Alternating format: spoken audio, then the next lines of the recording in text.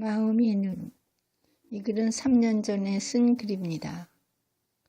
손녀 할인이 5살이 되었을 무렵 어느 날 내게 깜찍한 질문을 했다. 마음의 눈이 어떻게 생겼느냐고. 할머니, 나한테 그 마음의 눈 좀 보여주면 안 돼? 유치원에서 있었던 일이나 제 집에서 있었던 일을 내가 소상히 알고 있는 것이 신기하고도 궁금한 듯. 할머니 어떻게 알았어? 망원경으로 봤어? 나는 그 귀여운 볼을 살짝 쓰다듬으며 할머니는 다 알 수가 있어. 어떻게? 마음의 눈으로 봤어? 라고 답했다. 잠깐 생각이 잠기더니 마음의 눈을 보여달라고, 보여줄 수 있느냐고, 보여주면 안 되겠느냐고 졸라댔다.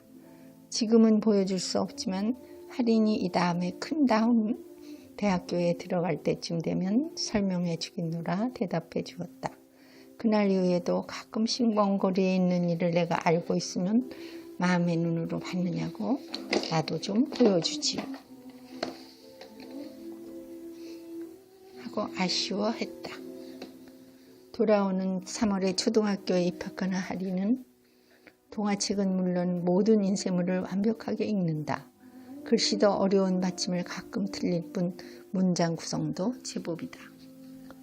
지난해 내 생일 카드에 축하의 글은 조금 서툴러 썼는데 어버이날 카드에 써온 글씨는 초등학교 3학년 수준은 되는 것 같다.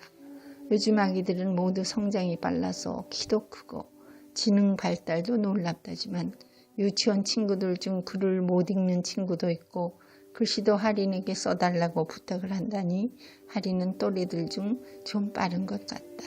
이러다가 막상 학교에 입학해서 학교 공부에 흥미를 잃으면 어떻게 할까 은근히 걱정이 된다. 아기 때부터 책을 가까이 하고 문화체험을 많이 해서인지 아는 것이 많다. 그림책 작가 앤서니 브라운에 관해서도 나보다 더 많은 정보를 갖고 있다. 지난해 벌써 그를 만나보았다고 참 잘생겼더라고 깜찍한 말을 해서 나를 놀라게 했다. 요즘은 국내를 넘어 세계로 관심이 옮겨졌다. 미국의 땅 넓이, 오바마 대통령, 캐나다, 프랑스의 루브르 박물관과 에펠탑, 로마의 성 베드로 성당, 스페인의 건축물, 네덜란드와 풍차와 츄릭, 핀란드의 조각 등 질문에 답하는 내 설명이 성이 한참은 그려달라고 한다. 이집트가 아프리카 위쪽에 있는 걸 내가 깜빡했다가 진땀을 뺐다.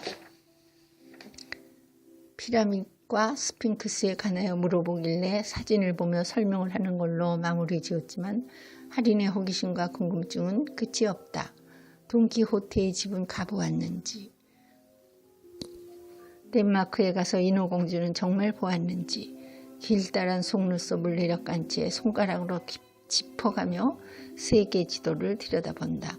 피아노 진도도 빠르고 그림 솜씨도 뛰어나 그려놓은 그림들을 모아놓고 있는데 전시를 한번 열어주고 싶은 생각이 든다. 만날 때마다 두 팔 벌려 품에 안겨와 부드럽고 따뜻한 할인을 기분 좋게 껴안는다. 아마도 점점 커가면서 뛰어와 안겨오는 횟수는 줄어들 것이다. 많은 이야기는 나눌 수는 있겠지만 어제도 할머니 마음의 눈 언제 보여줄 거야? 어떻게 생겼을까? 혼잣말을 했다. 아마도 마음의 눈은 보여주지 못하고 마음의 눈으로 볼 수 있는 것을 설명해 줄 수 있을 것이다. 20세기 문명은 글씨를 못 읽는 것이지만 21세기 문명은 사람의 마음을 못 읽는 것이라고. 사람을 만날 때는 반드시 그 마음을 읽어낼 수 있는 마음의 눈을 열고 있어야 한다고. 열려진 눈으로 외롭고 허기지고 목마른 지극히 작은 자를 찾아낼 수 있어야 한다고. 그 영혼들에게 따뜻한 손 내밀어 위로할 수 있어야 한다고. 제갈량의 지혜보다는 유비의 너그러움을 마음의 눈으로 찾아낼 수 있어야 한다고.